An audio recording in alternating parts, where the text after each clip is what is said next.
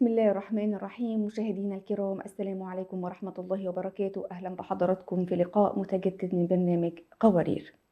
الحقيقة في الآونة الأخيرة مع كثرة منصات التواصل الاجتماعي والسوشيال ميديا اللي بقت يعني بتضخ للبنات وللأولاد كل يوم، بل كل دقيقة أصبحت بعض المؤشرات بتظهر للأسف الشديد بمدى التأثر الكبير جدا لما يتم تداوله عبر هذه المنصات وبيدخل البيوت. وأصبح في تغير في لغة البنات أو في طريقة كلامهم وحديثهم عن الجواز، وعن إحساسهم الدائم بالمظلومية والقهر والاستعباد، ما بين إن الحياة في بيت بابا لأ صعبة وبابا متحكم فيا، وأنا بقيت أفكر إن أنا أطلع من البيت، أنا خلاص عديت ال18 وال20 سنة وأروح أعيش في مكان لوحدي.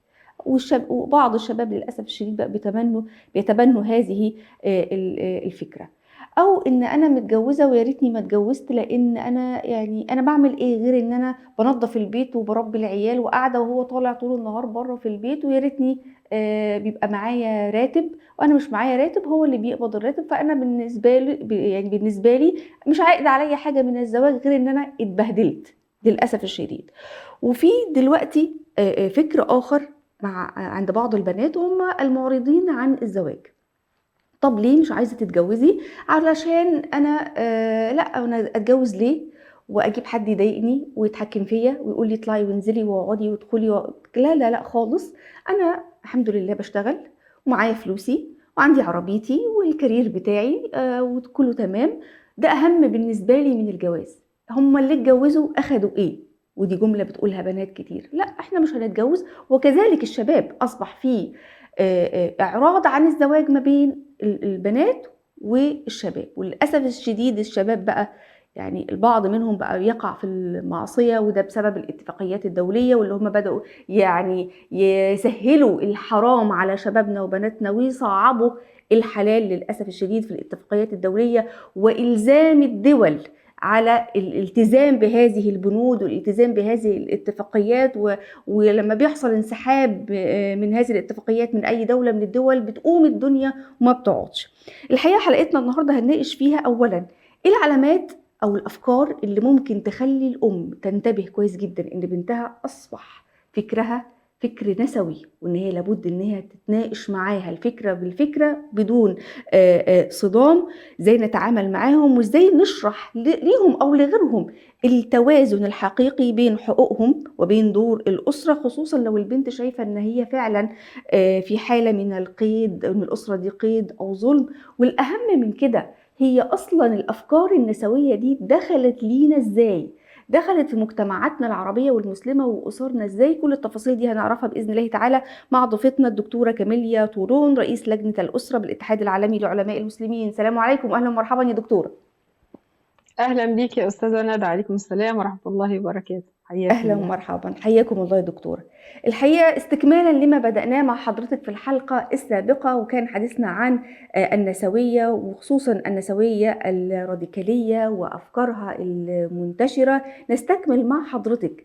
وسؤال مهم جدا جدا يا دكتور، إزاي دخلت الأفكار دي وانتشرت انتشار كبير مع الأسف الشديد ما بين بعض النساء وبعض البنات والمراهقات، وبدأ يتم الحديث عنها جهارا كمان في وسائل الإعلام وعلى منصات السوشيال ميديا؟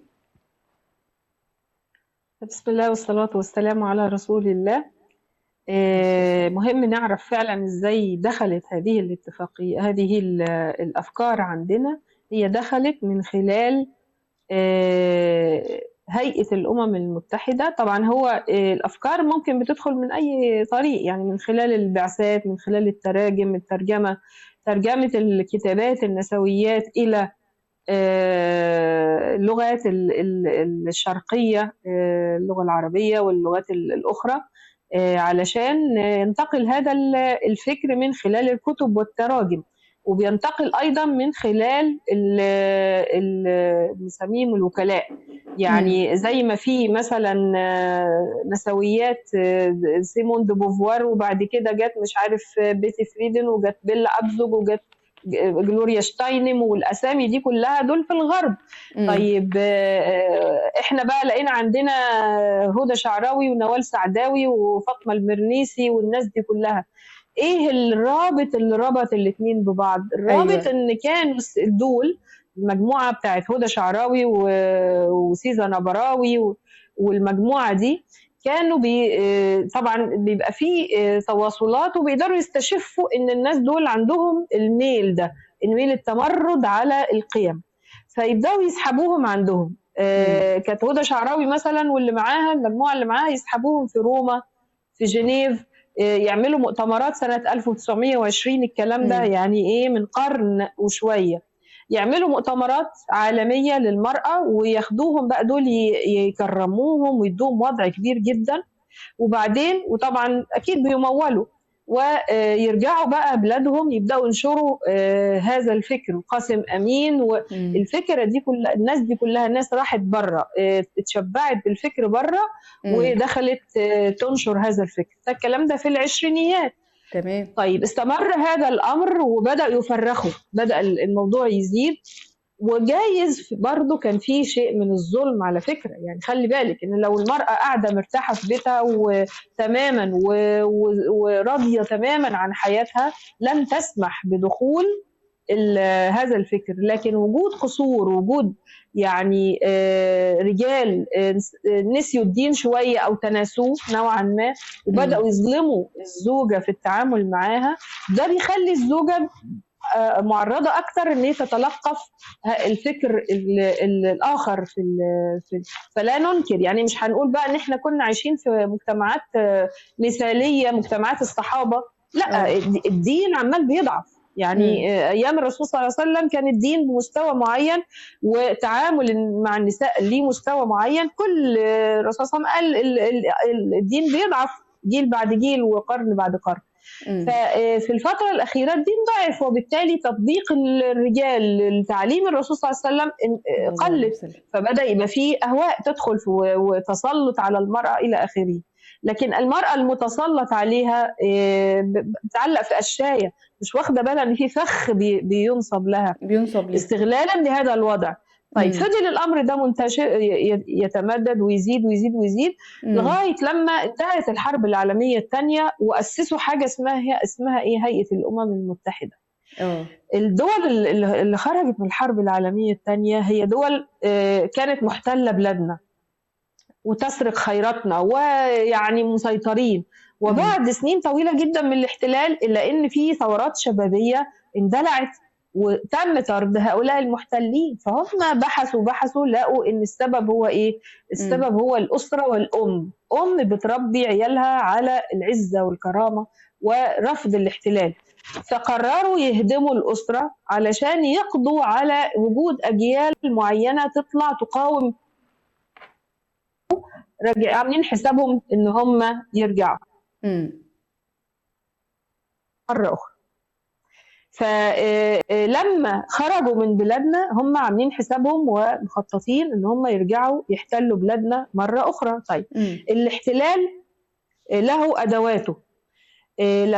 لما انتصروا في الحرب العالمية الثانية واسسوا هيئة الامم المتحدة، ايه اللي حصل؟ راحوا مدخلين الفكر النسوي، نسويات، راديكاليات في الامم المتحدة نفسها اثناء التأسيس. يعني بدأ يبقى الفكر، لأنه طبعا ده بنسميه احنا اتفاق مصالح بين الحركة النسوية الراديكالية اللي اعتبرت الأسرة قيد وعبودية وطلبت بتعمل على إنهاء الأسرة تماما حتى بمسمى تحرير المرأة. طبعا دي كلها كلمات لعب بالألفاظ. يعني تحرير المرأة من إيه؟ يعني نفسي حد يجاوبنا على السؤال ده. تحرير المرأة، لأن في بعض الناس بيتكلموا على إيه؟ تحرير المرأة في الإسلام، ده الإسلام جه حرر المرأة قبل مش عارف إيه. حررها من ايه؟ هي دي الفكرة، لازم نجاوب على السؤال. فهم بيقولوا تحرير المرأة من الأسرة، من الرجل، من أدوارها داخل الأسرة، من الأمومة، من فطرتها كده. عايزين يحرروها يا دكتورة من فطرتها ومن طبيعتها اللي ربنا سبحانه وتعالى خلقها عليها.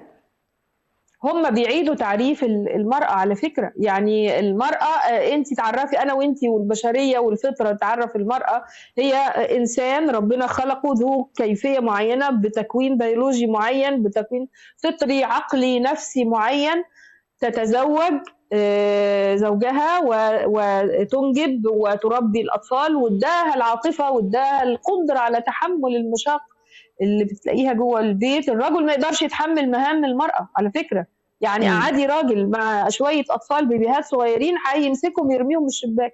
طب الست، الرجل ربنا خلقه بكيفية معينة، بتكوين معين نفسي وبيولوجي إلى آخره، يقوم بالمهام الصعبة جدا جدا جدا.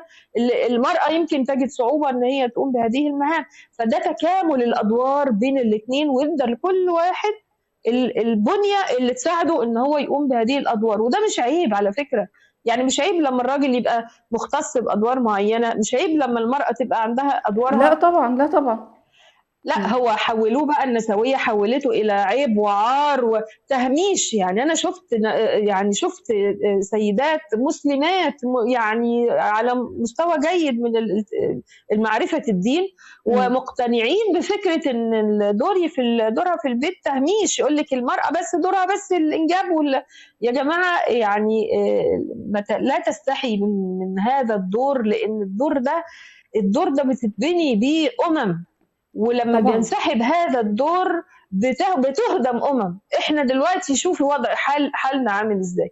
ليه؟ بسبب ايه؟ انتشار الرشوه والغش وكل الاخلاق السيئه. ليه؟ لان الام ما بقتش تربي، الام بقت بس مشغوله باكل العيش زيها زي الراجل، وسايبه وظيفه التربيه. وبالتالي طب في ام دلوقتي سامعه حضرتك بتقولك انا فعلا عايزه اربي وعايزة أخلي بالي من بناتي، ومش مقتنعة أنا بالفكر ده خالص، ولكن أنا بناتي دلوقتي بدأوا يتكلموا معايا بالفكر ده. واحدة منهم مثلا بتقول لا أنا مش هتجوز، الجواز ده قيد وحاجة تخنق بقى، وازاي اقعد بقى اربي في العيال وواحد ونعمل مشاكل ومش عارف ايه، وفي الاخر لا مش هتجوز.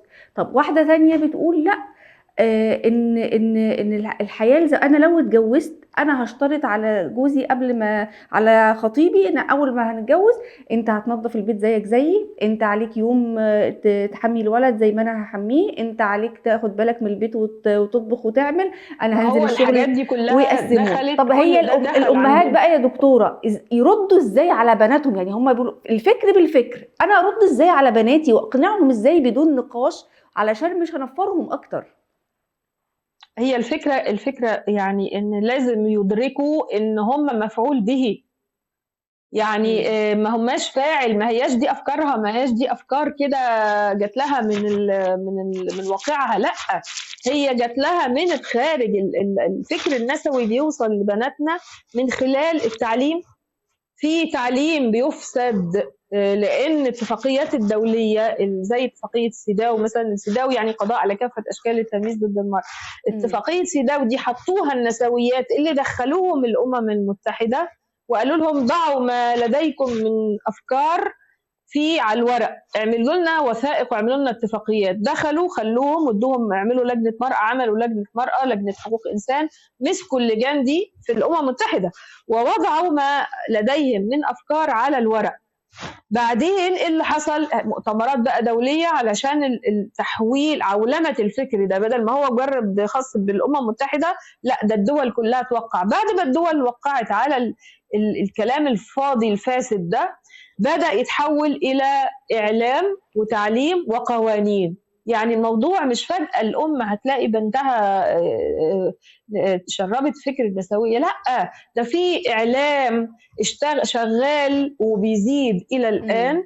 بيطرح فكرة إن بيغرس، عارفة الزن على الودان أمر من السحر، الدوي على الودان أمر من السحر. أنا لما ليل نهار كفتاة قاعدة على التلفزيون وقاعدة على الموبايل بتتكب في دماغي هذه الأفكار ليل نهار ليل نهار. أنا أتجوز ليه؟ بالزبط. أنا جنبي، أنا ليه أصحى الصبح ألاقي جنبي راجل غريب بيشخر ومش عارف شكله عامل إزاي ووضعه عامل إزاي؟ ليه أنا أعمل شغل البيت؟ طب ما أنت بتعملي نفس يعني اللي بتقولك ليه أعمل شغل البيت دي ممكن تخرج بره تشتغل تغسل مواعين في مطعم، ما عندهاش مشكلة، لكن تغسلي في بيتك لا. ممكن مثلا رئيسها في العمل يكلمها ويشخط فيها ويبهدلها وتسمع كلامه ما تردش. ما تردش، لكن جوزها في البيت بس يفتح بقه يا عيني ياخد على دماغه. فليه؟ لان في منظومه كامله بتهيئ المجتمع لهذا. قوانين، خلي بالك موضوع القوانين ده مهم جدا. انه في دول طبقت اتفاقيه سيداو بالكامل، دول اللي هي العلمانيه فيها قطع شوط كبير جدا، وهي تعتبر دول علمانيه رغم ان هي دول مسلمه، بس هي علمانيه بدون ذكر اسماء، ما فيش داعي يعني. أيوة. مطبقين السيداو بالكامل. البنات تحولوا الى كائنات شرسه جدا. يعني انا قابلت شباب في بعض هذه الدول، الشاب بيقول انا مش لاقي بنت اتجوزها، انا مش لاقي انثى اتزوجها، لان البنات بقوا شرسات. ليه؟ لان القانون اتغير. دي خطوره تطبيق الاتفاقيه. مش هوا بتمشي في الهوا دي، لا، اتفاقيه ليها مسارات بتمشي فيها. هتلاقي مثلا الاعلام، هتلاقي المسلسلات اللي جايه من الدول اللي هي العلمانيه دي، الست طول يعني لازم الا يجيب لك مشهد الست بتدي كف لجوزها او لاخوها ولا بتاع على وشه، منظر الراجل اللي بيتضرب وبعدين يا ريت بيمسك مثلا ايدها يمنعها، لا ده بيعمل كده، بيتاثر وبياخد بعضه ويمشي، بيخاف وتشخط فيه روح ساكت. مش عارف، ده نوعية لقيتها موجودة وبدأت تنتشر في كل الدول الإسلامية على فكرة، مش بس الدول اللي هي بتقول أنا علمانية، لا، الدول الإسلامية كلها لازم تلاقي مشهد الست بتهين الراجل أو بتضربه أو بتبهدله أو كده. عملت أنا أبحاث في الموضوع ده، جبت نماذج كتيرة جدا من كل الدول العربية والإسلامية فيها المنظر ده متكرر. الراجل بيركع على رجليه قدام الست ويبوس ايديها ورجليها عشان ترضى عنه. فين القوامه يا جماعه؟ فين القوامه؟ ليه حق البنت ان هي تقول انا عايزه راجل؟ بسال مره بنت من البنات، انت يا بنتي ليه بترفضي تقول لي انا عايزه راجل، انا عايزه يعني ايه راجل؟ يصرف عليا. راجل يعني يصرف عليا. من خطوره تاثير الفكر النسوي في المجتمع انه غير ثقافه افراد المجتمع. يعني ايه غير الثقافه؟ يعني الراجل من 50 60 سنه مثلا كان لما يتزوج وهو عارف دوره واضح جدا في ذهنه، ان هو هيصرف، ان هو المتكفل، هو اللي هيحمي، ان هو اللي هيؤمر داخل البيت ويطاع ما لم يأمر بمعصيه. الست بتتجوز وهي عارفه كويس جدا ان هي دورها داخل البيت، اللي هي مسؤوله عن البيت من الداخل والاولاد وتربيه الاولاد، وبتفتخر. دي الفكره يا جماعه، تفتخر بهذا الدور. انه ان انت الام ليها. وشوفي الجده زمان كان مكانتها ايه طبعا. يعني الام ليها مكانه عاليه جدا، والجده ليها مكانه عاليه جدا جدا داخل البيت وتحترم وكلمتها ماشيه. ده المجتمع السوي. لكن كتر ما ده تهميش، ده جزء دورك بس في البيت الانجاب. ايه ده يعني التعامل مع هذا الامر بتقول مثلا لما يجوا يسالوها انت بتشتغلي ولا لا، تبقى في نص هدومها ومكسوفه تقول انا والله ما بشتغلش وموطيه كده. شفناها في المجتمعات، في التعارف واحنا بنتعارف مع بعض، تقول لك انا دكتوره، انا مهندسه، انا مش عارف، تقول انا مش زيكم، انا ست بيت. ده انت ست الستات، ست بيت، ده حد طايل، ده قصر ديل على فكره. يعني اللي بيقولوا لك احنا دكتوره مهندسه ده مش طايلين، هم مضطرين ان هم يعني مين دلوقتي؟ تعالي هقول لك على حاجه رصدناها. في صحوه موجوده الان في المجتمعات الغربيه قبل العربيه. ايه رايك؟ ان في سيدات وفتيات ندموا على تبني الافكار دي، فهموا لما شربوا المر بقى زي ما بيقولوا، لما سفت التراب يعني. لان ربنا سبحانه وتعالى كتب الشقاء على ادم ولم يكتبه على حواء في القران. فتشقى، ما قالش فتشقيان بعد خروج من الجنه. وبالتالي في الغرب، اصل الانسان انسان في كل مكان، خلي بالك الفطره، يعني الغرب فطرته لم تفسد الا حديثا. تعالي بصي زمان في المجتمعات الغربيه هتلاقي الحجاب، وهتلاقي البيت المستقر قبل الثوره الصناعيه اللي خرجت الانسان من المجتمع الاسره الممتده الى الاسره النوويه. فالان في النساء بدأوا يقولوا لا أنا مش عايزة أبقى سترونج اندبندنت، وأنا بالإنجلش وبالعربي نفس المصطلح. بالظبط. وبقوا يقولوا فعلا يعني يخرب بيتها الاندبندنت وومن اللي خلتنا نوصل اللي احنا فيه ده، بقت معاناة جديدة. أخيرا يا دكتورة، عشان وقت حلقتنا لم يتبقى إلا دقائق معدودة، أخيرا كل اللي حصل من تأثر البنات والنساء من هذه الأفكار النسوية الراديكالية، هل ممكن علاجه؟ هل ممكن التصدي لهذا الأثر ولهذه الأفكار؟ إزاي؟ هل اكيد ممكن ولا اكيد. لأ اول وإزاي؟ مرحله، اول حاجه الوعي. عشان كده انا كنت حريصه ان انا دايما اقول ايه، هم مفعول به وليسوا فاعل. يعني مم. البنت ليست فاعل، هي مفعول به. هي لما تدرك ابعاد المؤامره على الاسره، وان هي المقصوده، ان هي بدل ما هي موجهه ناحيه الاسره والزوج والبيت والاولاد، وده حلم، كان حلم عند اي بنت. لا، ده بالظبط. احنا هنوجه وشك الناحيه الثانيه. بصي لا، ده هناك بقى بصي الراجل، يا ده انت المفروض تحصليه، ده انت المفروض انت تنافسيه، ده انت المفروض انك انت أيوه بيت ايه وبتاع أيوه. ايه، ده تهميش. اه. فالوعي بان هم مفعول به وليسوا فاعل هيخليها تدرك.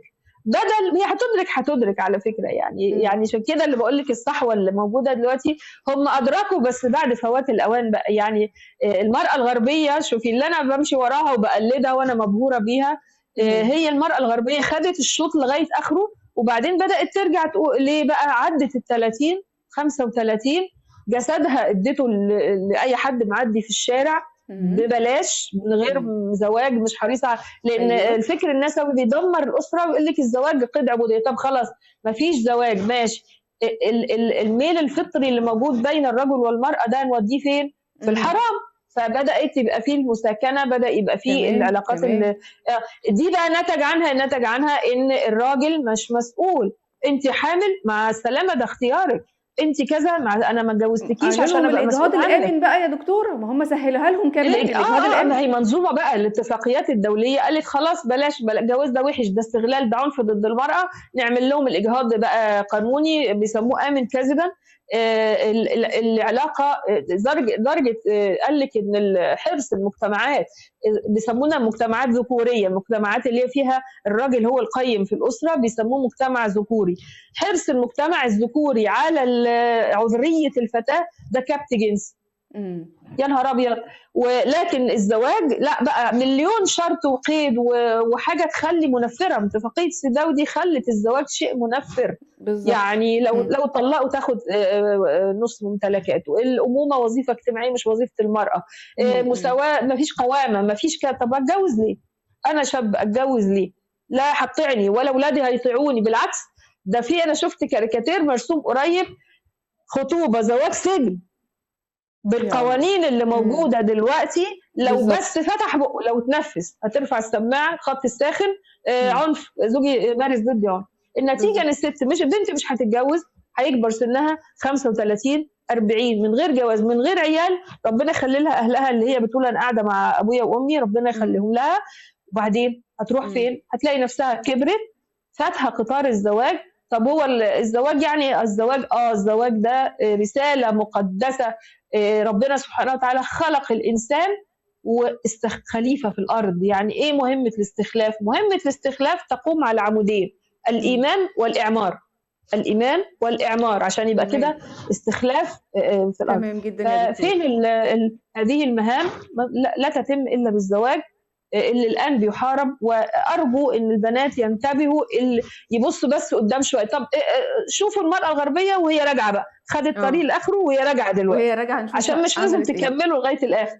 بالضبط. نعم. باشكرِك جدًا في النهاية دكتورة كاميليا طولون، رئيس لجنة المرأة بالاتحاد العالمي لعلماء المسلمين، على وجودِك معانا، شرفتينا وأفدتينا كتير. والحقيقة لكل النساء ولكل البنات، الإسلام عمره ما كان ظالم ليكِ نهائي، بالعكس ده الدين اللي كرّمِك ووصّى عليكِ وادّاكِ حقوقِك قبل أي قانون أو قبل أي حركة أو فكر معيّن. إسلامِك هو اللي خلّى الراجل مسؤول عنِّك ومسؤول إنه يتعب ويشقى ويخرج علشان يصرف عليكِ ويأمِّن حياتِك ويوفّر متطلباتِك كلّها. علشان كده الأفكار اللي بتتقدّم ليكِ على إنها حرية ومساواة والأفكار النسوية دي هدّامة ليكِ، مش بتساعدِك في حاجة. طب ليه؟ لإنها بتاخد منِّك حقوقِك اللي ربنا ادّاها لِك. المساواة اللي بيقولوا لِك عليها في الأفكار دي ما هي إلا ظلم ليكِ. ندعو الله سبحانه وتعالى إنه يمن علينا جميعًا وعلى بناتنا وعلى نسائنا ب بالفكر الإسلامي، الفكر المتوازن، الفكر فعلًا اللي يضمن ليها حقوقها. الحقيقة البنات كتير مش واخدة بالها إن هي كده بتتنازل بإيديها عن حاجات ربنا رفع بيها قدرها وعزّزها وكرّمها. والحقيقة كمان إن النسوية بكل اللي فيها زي ما ذكرتها الدكتورة، أنا مش عاوز منها أي إيجابية ولا عايزة منها أي شيء، حتى لو فيها أنا مش عايزة. إحنا عندنا ديننا وعندنا قرآننا وعندنا سنة نبينا وعندنا أمهات المؤمنين، هم دول اللي نقتدي بيهم. لو إحنا كنساء وهم كرجال اقتدوا بيهم فعلًا، إحنا بيوتنا هتكون مستقرة وفيها المودة والسكن والرحمة. انتهت حلقة قوارير اليوم، وإلى أن نلقاكم نترككم في رعاية الله وأمنه، والسلام عليكم ورحمة الله وبركاته.